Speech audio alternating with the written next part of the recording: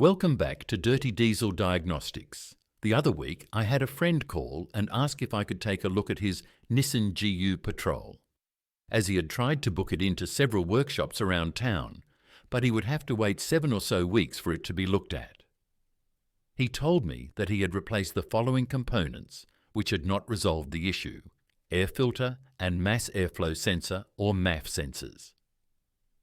I then asked what the symptoms were on the vehicle. He replied, "It loses power. It's all right when you get up in gears, but when you come down, it's very unpredictable. It's like the engine does nothing."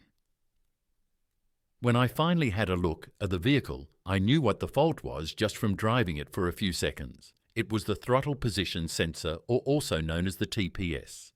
So with that being said, today we'll be taking a look at throttle position sensors, how they work and how we diagnose if yours has failed. Throttle position sensors were introduced in the early 1980s and now are commonplace in most current vehicles.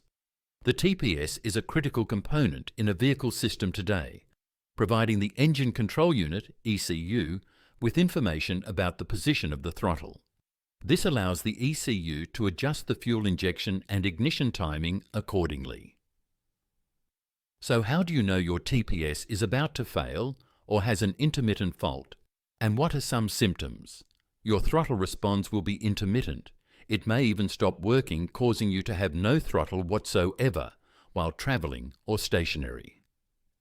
If you are traveling and your sensor is starting to act abnormally, pull over in a safe place. Place the transmission in neutral and rev the engine.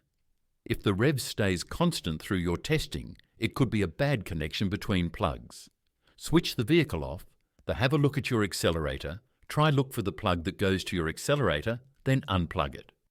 Clean the plug with any kind of contact cleaner if on hand. If not, try blowing it out.